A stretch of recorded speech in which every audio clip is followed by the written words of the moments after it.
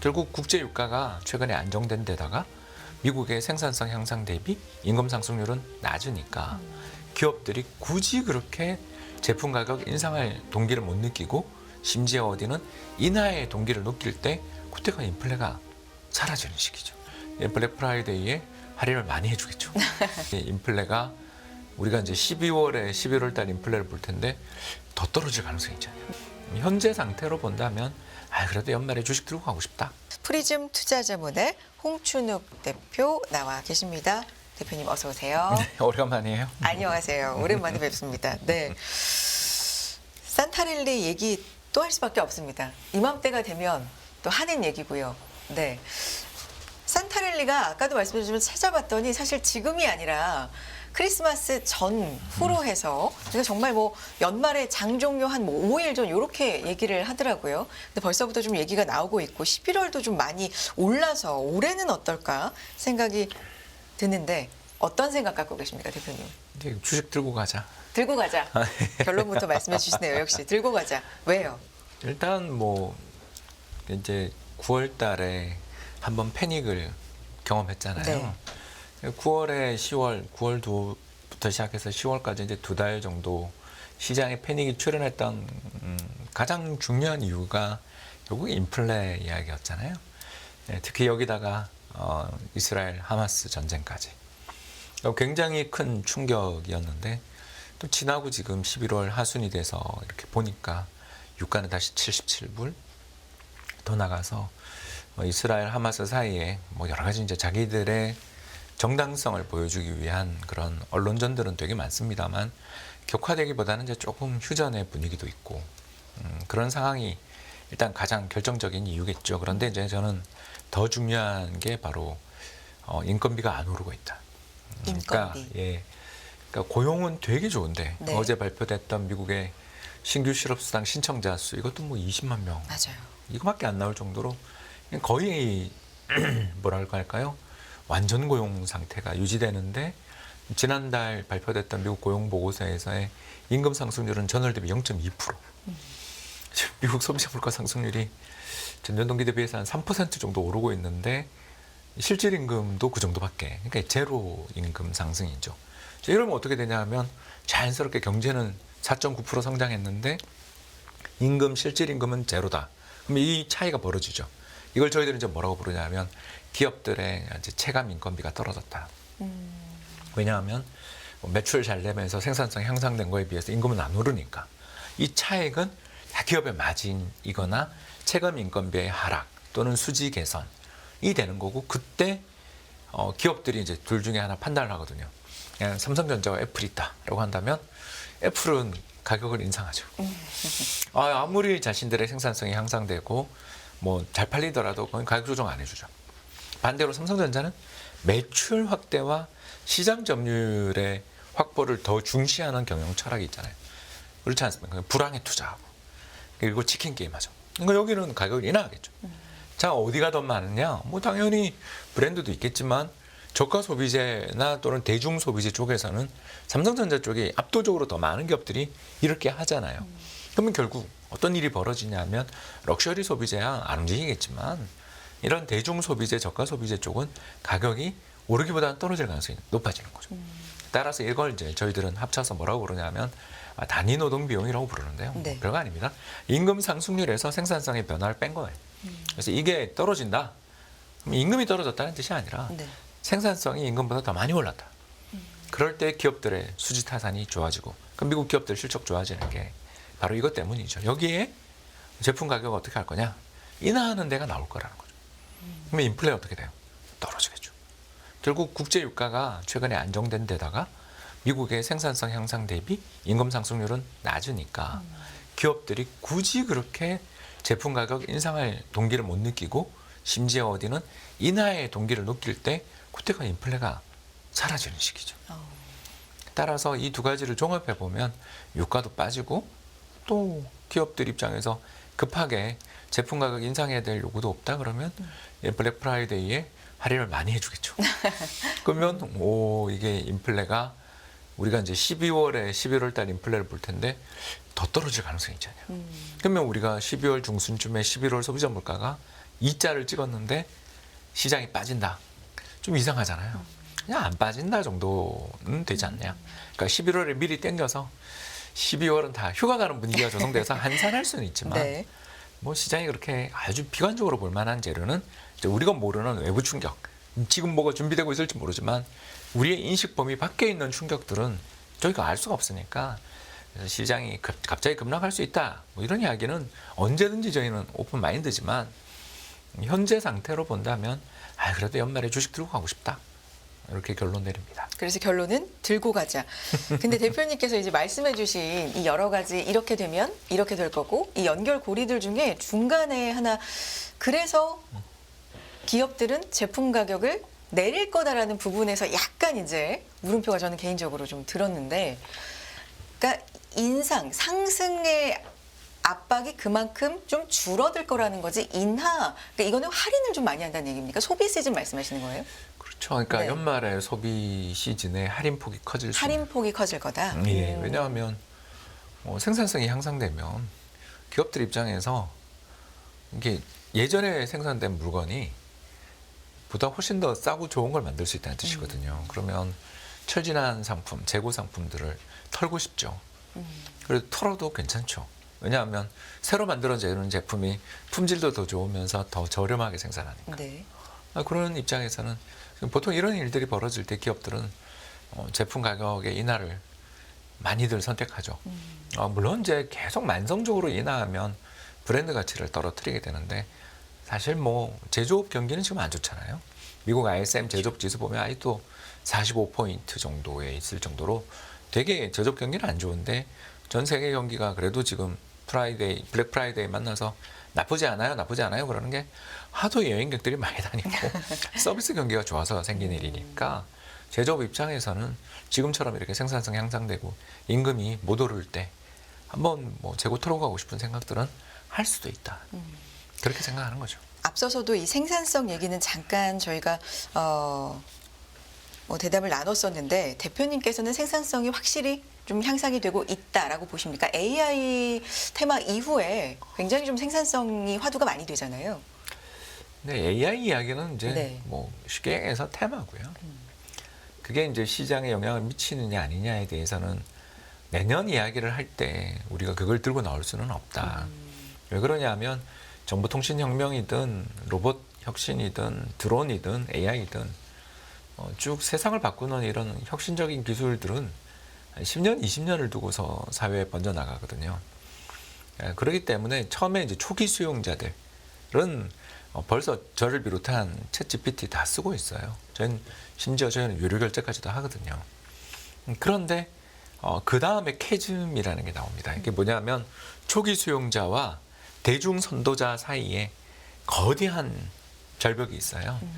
이제 그 절벽을 넘어설 때 망할 뻔해요. 대부분의 기업이. 아마존도 망할 뻔했잖아요. 이게 그야말로 퍼지는 정말 그렇죠. 대다수의 분들에게. 그러니까 초기 매니아들은 네. 사요. 지금 저는 초기 매니아에 들어가는 게 왜냐하면 이 일을 하니까 새로 나오는 건 서버거든요. 그런데 과연 대중들이 챗GPT를 쓸 것인가? 최근에 이렇게 가입자가 줄어드는 거 보셨죠? 그러니까 증가세가 둔화되는 걸 보셨을 겁니다. 이게 캐즘이 다가오는 거거든요. 그럼 캐즘이 다가온다고 해서 이제 그 단층이 다가온다고 해서 망한다 이런 이야기를 하려는 게 아니라 그 기간이 예전보다 짧아질 수는 있어요. 그러나 그게 확산돼서 경제 전체의 생산성을 변화시키는 건 먼 훗날의 일이고요. 당장 로봇만 하더라도 이게 로봇에 대해서 우리가 이야기가 나오고 기계에 의한 인간 노동의 대체에 대해서 시작한 게 벌써 2010년대 초중반부터 이야기 나왔는데 지난 10년간 그럼 우리나라가 로봇으로 세계에서 로봇 도입 1위 국가인데 뭐가 바뀌었냐 물으면 그냥 카페에서 로봇이 움직이는 거 하나 본 거 말고 또는 서빙 로봇 말고 본 적 없잖아요. 그러니까 변화는 있지만 그 초기 수용은 굉장히 격하게 나타난 다음에 대중이 수요를 가져오는 데는 그냥 우리는 로봇 청소기 정도인 거잖아요. 그러니까 이런 일들을 땡겨서 시장은 반영해요. 그러니까 테마라고 저희가 부르는 거고 그러나 경제 전체를 보는 입장에서 볼 때는 측정이 안 되는 거죠. 뭐가 도대체 기여를 했는지를 모르겠는 거죠. 그러니까 저희들끼리는 이제 식별 문제라고 하고요. 약간 약한 대중적 용어를 쓰자면 잘 발라내기가 어려운 뭔가 복합적인 효과가 있겠죠. 저도 있다고 생각하나 생산성의 혁신이 지금 나타나는 건 그게 아니고요. 2020년, 21년에 사람들이 엄청나게 재난지원금을 받으면서 다 집으로 돌아갔어요. 아니 그랬다가 이제 2022년, 23년 사실 경기 소비자 심리지수 이런 거 보면 체감 경기는 별로 안 좋잖아요. 이 과정에서 사람들이 이제 노동시장에 다시 돌아오고 일하겠습니다 하고 돌아오는 사람이 많아지면 기업들 입장에서 어때요? 골라서 채용한다. 그리고 두 번째 뭐죠? 노동시장에서의 이 노동 현장에서의 워크플레이스에서의 규율이 강해집니다. 규율이 강해진다. 그러니까 쉽게 얘기해서 월요일 날 출근 안 하면 잘라버리는 거죠. 다른 때는 봐주죠. 그죠? 주말에 취해서 월요일 날 출근 안 하는 사람 야 나와라 그러고 전화를 합니다만 이제는 자르겠죠. 노동시장에서의 수요와 공급에서 이제 노동시장에서의 참가자들 경제활동 참가율이 계속 올라가잖아요.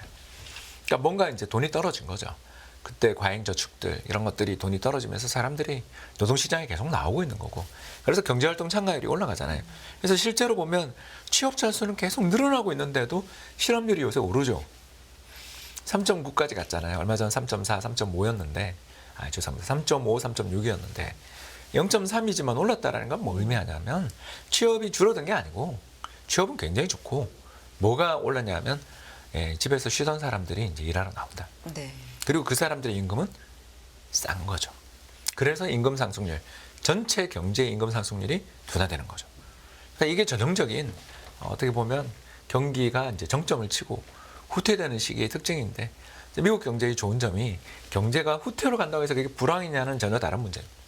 우리는 경제가 조금만 후퇴되면 주식시장 붕괴되는 불황이 오는데 미국은 그런 거 없거든요. 10년에 한 번만 불황이 오잖아요. 왜? 이 정도는 극복해요. 종종 극복한단 말이에요. 이게 이제 미국의 좋은 점이고 부러운 점인 거죠. 가장 대표적인 게 2015년. 2015년 미국의 셰일 오일 혁명 때문에 국제유가 폭락하면서 우리나라 같은 경우에 그때 대우조선 해양 문제 터졌던 거 기억나실 겁니다. 우리는 되게 큰 불황이었지만 미국 경제 지나고 보니까 그냥 그래도 1% 성장으로 맞고 결국 2017년에 반도체 슈퍼사이클 봤잖아요. 네. 그런 것처럼 미국 경제가 분명히 저 나라가 도대체 왜 성장하는지 모르겠다 싶을 정도로 분명 제조업 지표도 별로 안 좋고 건설도 이제 돌아서는 것 같고 그런데 왜 잘 가냐 이렇게 물으면 결국 기축통화 패권을 갖고 있는 나라다 보니 2020년, 21년에 돈을 GDP 20%를 뿌렸고 네. 엄청난 돈을 뿌려서 그 돈으로 사람들이 계속 과잉저축으로 잘 살다가 이제 노동시장에서 일하러 나오는 사람들이 늘어나고 있다. 근데 그 사람들한테 그래도 일자리가 주어지고는 있으니까 아직도 3%대다. 이렇게 보는 거죠. 이 생산성에 대해서 상당히 좀 많이들 관심을 갖고 얘기가 나오고 있는데 대표님의 이 생산성에 대한 생각, AI 관련돼서도 그렇고 노동시장의 변화 이런 부분에서도 들어볼 수 있었고요. 우리 시장 얘기 좀 해보겠습니다. 한국 증시.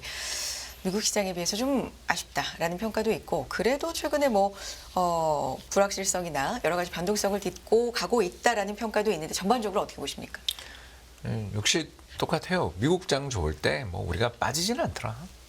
빠지진 않더라. 그러면 운이 따르면 오를 수도 있는 거잖아요. 운에 의지해야 됩니까? 왜 그러냐면 네. 우리나라 주식시장이 안타깝게도 펀더멘탈을 잘 반영 못하는 시장이니까. 그러니까 제가 이번에 이제 산업연구원에서 나온 13대 산업의 2024년 경제전망 보고서를 봤는데 내년에 그 햇빛이 떠 있는 그게 이제 좋다는 뜻이겠죠.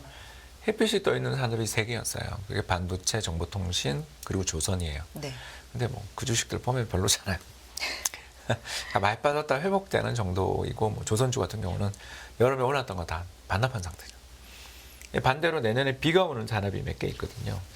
2차 전지, 석유화학 산업, 그리고 섬유 산업 정도. 근데 섬유 산업은 늘 비가 왔으니까 제외하고 보면 올해 우리나라 주식시장에서 제일 좋았던 업종이잖아요. 그러니까 무슨 말을 하고 싶으냐 하면 우리나라는 펀더멘탈에 대한 기대보단 테마잖아요. 이게 세상을 바꾼다. 그러면 베팅하는 거고. 그렇지 않습니까? 반대로 이 회사 되게 내년에 실적 좋아요. 그래도 따분해. 그러면 안 되는 거잖아요. 저는 이 관점에서 볼 때 그래서 결국 시장이 주가가 오르냐 맞으냐라는 걸 놓고 볼 때 가장 중요한 것은 센티멘트. 시장에서의 어떤 머니 무브지 펀더멘털은 별로 중요하지 않은 시장이니까. 그래서 그냥 미국 장 좋아지고 근데 미국에서 아까 이야기했었던 것처럼 생산성이 향상되며 인플레이션 둔화되면 미국 금리 동결이 되면 한국은행이 금리를 인하해 주겠죠. 우리는 미국보다 경기가 안 좋으니까. 그러면 이제 금융정세에 대한 기대가 올해 원래 3, 4월부터 금융정세 기대로 올랐지만 그건 이제 다 정리됐잖아요. 다시 전 저점 갔으니까. 네. 그러면 이제 또 2차 금융장세가 이제 올해 상반기에는 결국 유동성 장세였던 거고 내년에 또 금융장세 한번 기대해 볼 수 있으니까 나쁘진 않다. 근데 그 금융장세 기대가 언제 시장 자금으로 유입되고 폭발력을 일으킬지는 그건 모르는 거죠. 그렇지 않습니까? 저도 유튜버 합니다만 이렇게 관심이 없는 시기가 잘 없단 말이에요. 그러니까 그만큼 시장의 참가자들이 뭐랄까요, 좀 지쳐 있고 특정 테마에 집중돼 있고 또 더 나가서 저가 매수라는 이야기를 하면 다들 싫어한단 말이에요. 그런 시장이다 보니까 그냥 미국 산타랠리는 기대해 볼 만하니 우리도 안 빠질 거다.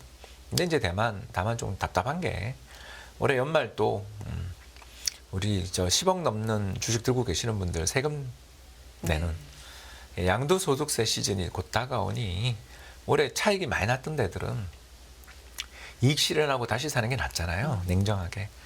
세금을 20 몇 %씩 내는 것보다는 그게 나으니까. 그런 매도가 좀 나올 수 있다는 측면에서는 그래도 코스닥보다는 거래소가 낫겠구나. 뭐 이런 정도. 그렇게 보는 거죠. 추워지면은 또 단골로 질문 드리는 게 이제 배당주에 대한 얘기인데 이런 쪽도. 우리나라 배당주는 종목별로 다 다르기 때문에 그렇게 배당주를 사자 말자라는 이야기를 하면 안 된다. 우리나라에서 배당주 테마라는 말을 쓰면 안 된다. 저는 어떤 배당주를 사자라고 이야기해야지 배당주 테마라는 건 이제 우리나라에서는 안 맞는다. 저는 그렇게 생각합니다. 왜 그러냐면 우리나라를 대표하는 모 배당주에 편입되어 있는 상위 종목 이제 펀드가 있죠. 우리나라의 그 유명한 배당주 펀드가 하나 있습니다. 그 배당주 펀드에 편입되어 있는 상위 종목을 한 번씩 열어보는데 10개 중에서 8개가 금융주예요. 근데 금융주 지금 어때요? 좀 오르다가 한 번씩 두둑이 맞죠. 왜냐하면 뭐 예를 들어서 이제 상생기금 뭐 만든다 그러면서 출자하라 그러고요. 제가 예전 박근혜 정부 때 국민행복기금 만들 때 은행 다니고 있었거든요. 그러세요? 예. 아시잖아요. 노숙자들 신분증 가져와서 누가 다 해먹었죠. 그리고 어마어마한 손실을 기록했어요. 은행들이. 그거 생각하느라 수년에 걸쳐서 이익이 눌렸습니다. 의도는 좋을지 모르지만 그런 식으로 야 저소득층들한테 돈 대줘 그러면 그 똑똑한 사람들이 그 사자들이 다 돈을 벌어요. 그러니까 파퓰리즘이죠. 전형적인 파퓰리즘이. 이런 식으로 돈을 주면 뭐 사회에 돈은 돌겠지만 누구한테 돈이 가냐면 사자들한테 돈이 가요. 이런 제도들은 저는 정말 안 좋은 제도인데 또 할 것 같잖아요. 또 나가서 이렇게 경제가 안 좋은데 금융지주사들이 20조, 30조 이상 돈을 버는 게 말이 되냐? 이거 탐욕이다. 그럼 탐욕세 또 나오고 또 배당 삭감하라고 그러고 이런 상황인데 은행이나 또는 카드사나 증권사에게 배당주 투자를 이야기한다는 자체가 저는 죄책감이 느껴집니다.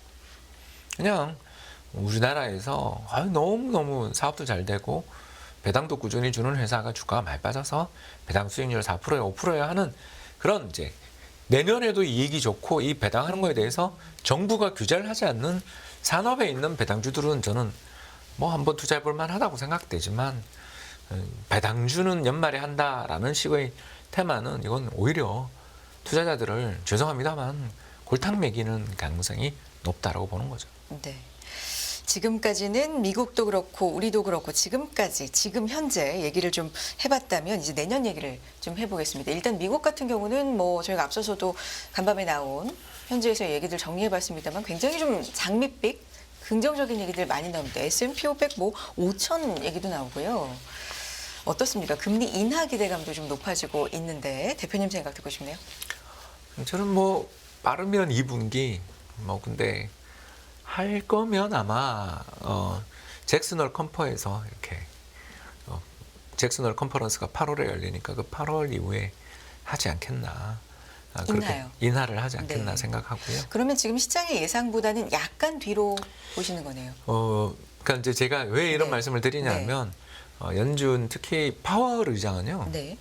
잭슨홀 컨퍼런스에서 했던 이야기를 한 1년 정도는 지키려고 되게 노력하더라고요. 그래서 가장 대표적인 실수라고 이제 언급되는 2021년 잭슨홀 컨퍼런스에서 인플레이션은 일시적이다라는 말을 한 다음에 우크라이나 전쟁 터질 때까지 금리를 인상 안 했어요. 기억나실 겁니다. 그리고 3월에 인상했죠. 그런 거에서 보는 것처럼 이분은 정책의 연속성 이런 걸 되게 중시하는, 그러니까 투자자들 또는 시장의 참가자들에게 자기가 줬던 포워드 가이던스를 되게 중시하는 분이에요. 근데 지난 8월 불과 3달 전에 뭐라고 이야기했냐면 우리는 인플레이션에 대해서 굉장히 오치할 거고 금리를 추가적으로 인상할 준비가 되어 있다고 그러면서 실제로 인상했잖아요. 이런 분의 말을 너무 허투루 듣지 말자. 그러면 내년 초에 한다? 이거 말이 안 되는 거죠. 이 사람 입장에서는 잭슨홀 컨퍼런스에서 했던 이야기를 6개월 만에 뒤집는다? 우크라이나 전쟁 났을 때야 뒤집었고 그 이후에는 뒤집은 적이 없는 사람입니다. 그렇다면 이 사람 말을 너무 무시하는데 우리가 무시하다가 맨날 당했잖아요. 이분은 법률가시고요. 자신의 말에 대해서 천금 같은 무게를 가지고 있는 사람이다. 그러면 경제가 굉장히 안 좋아지거나, 근데 이건 굉장히 악재겠죠. 그 말고 인플레이션이 갑자기 확 후퇴돼서 내년 봄에 금리를 인하하면 너무 좋지만 네. 그건 이분 입장에서는 포워드 가이던스를 조정함으로써 얼마든지 금리 인하의 효과를 거둔 다음에 인하하겠지, 전격적인 인하 가능성은 코로나 같은 일이 터지지 않는다 하면은 이분은 그렇게 인하할 사람은 아니다, 이렇게 보는 거죠. 저는 연준의 말, 특히 파월 의장의 말을 시장은 좀 더 신뢰할 믿을 필요가 있다. 예, 신뢰할 필요가 있다. 이제 우리가 매번 금리 인상 그만할 거를 외치다가 다 당했잖아요. 특히 8월 잭슨홀 컨퍼런스 이후에 9월, 10월에 주식시장 얼마나 힘들었고 미 국고금리 5% 갔잖아요. 피바다가 났는데도 왜 이 양반 말을 안 믿는지 이해를 할 수 없다. 거기도 역시 죄송합니다만 주식 자체가 테마, 밈으로 가는 시장이 된 거고, 역시 미국 시장 내년에 가장 큰 걱정거리는 버블 리스크인 거지. 연준에서는 이런 버블 리스크가 있을 때는 금리 인하 잘 안 해줘요. 예, 금리 인하를 버블 리스크가 있는 장에서는 주가가 오를 때 금리 인하 안 해줄 가능성이 굉장히 높아요. 그래서 저는 하면 3분기인데 안 할 수도 있다. 근데 한국은 한다. 이렇게 보는 거죠. 우리도 섣불리 내리기가 조금 어려운 상황 아닙니까? 근데 가계부채 PF를 네. PF가 터지면 어디까지 연관이 될지를 우리는 모르는 거죠. 2010년 트라우마가 있잖아요. 우리는 저축은행. 예, 2010년 PF가 100조 정도였어요. 지금 한 300조 되나요? 근데 그때 2010년 당시 100조 정도 되는 PF가 터지는 과정에서 은행은 간신히 살았는데 저축은행 사태 벌어지면서 엄청나게 강력한 신용경색이 출현하고 그 뒤 연쇄적으로 동양그룹 사태, 동부제철 사태 기억 안 나세요? STX? 그리고 대우조선까지 갔어요. 연쇄적으로 어마어마한 신용경색이 왔고 그 결과 정부가 2014년부터 뭐 했어요? 9.1 대책에서 부동산 살리겠다고 LTV, DTI 다 규제 완화하고 어마어마한 돈을 쏟아부으면서 부동산을 올려서 그 뒤 5년간에 걸친, 6년간에 걸친 상승이 오고 또 버블이 터진 거잖아요. 그러니까 정부 입장에서 얼마나 그게 힘들었으면 부동산 부양이라는 극약 처방을 했겠어요. 근데 지금 부동산 PF에 걸려 있는 게 증권사, 저축은행, 신협, 지역농협, 뭐 새마을금고, 어디까지 퍼져 있는지도 모르고 있다 해도 어디가 위험하냐에 대해서 사실 뚜껑을 열어봐야 되는 부분, 왜냐면 사기 사건도 엄청 많잖아요. 지금 횡령 많죠. 그러니까 터져봐야 아는 거예요. 그러니까 이게 2010년처럼만 수습돼도 다행인 거고, 자칫하면 2002년 카드 사태 꼴이 날 수도 있을 정도의 어마어마하게 큰 말벌집인데 이걸 터트려서 해결한다라는 생각을 하면 이건 아마추어고요. 죄송합니다만 청산론자들은 저랑 의견이 다른 사람들이니까 다른 종교 믿는 분들하고 이야기 안 하니까, 그러니까 청산주의자들 제외한 정책을 당국에서 이걸 대책을 세우고 계신 분들은 터트린다는 대책은 없어요. 어떻게든 이걸 완화하고 해결해야 되는데 그럼 어디냐? 지금은 브릿지는 해결됐는데 본 PF가 지금 문제잖아요. 네. 본 PF는 두 가지 문제가 지금 결정적이에요. 첫 번째는 뭐냐 하면 이게 공사비 상승에 따라서 계속 지금 조정하면서 사업 엎어지는 데 나오면 자금력 없는 데들이나 이런 데는 굉장히 작년 둔촌주공 기억 안 나세요? 어마어마한 리스크가 있고 두 번째는 이렇게 해서 고분양가를 만들어놔서 분양을 했는데 미분양 났다 이러면 이것도 또 큰일 나는 거예요. 이 둘이 지금은 미분양이 줄어드니까 안 터지고 있지만 미분양이 다시 내년에 올라올 가능성에 대해서 다들 걱정하고 있잖아요. 분양가가 너무 비싸니까 이번 광명 보셨잖아요. 서울 준서울도 미분양 나는데 어떡할 거냐에 대한 공포가 지금 시장이 굉장히 큰데 그냥 우리가 덮고 간다? 그냥 금리 인하 안 해도 된다? 저는 굉장히 나이브하다. 너무 순진한 거 아니냐. 저는 우리나라가 2022년 버블 터진 게 부동산 버블 터진 게 거의 외환위기급으로 부동산은 터졌다고 생각하고 근데 아직까지 지금까지 금융시장이 그냥 거기 없는 것처럼 행동하는 건 정부가 정책을 잘한 탓도 있고 레고랜드 때 너무 무서워서 일단 다들 트라우마 생겨서 안 쳐다보는 것도 있겠죠. 그러나 이 리스크가 계속 우리 경제에 남아있는 상황인데 네. 그냥 뭐 무대응한다? 저는 그건 아마추어 같은 이야기다. 드릴 말씀이 많지만 오늘 여기서 마무리를 해야 될 것 같고요. 자주 나와서 공연도 들려주시기 바랍니다. 프리즘 투자자문 홍춘욱 대표와 함께했습니다. 고맙습니다. 감사합니다.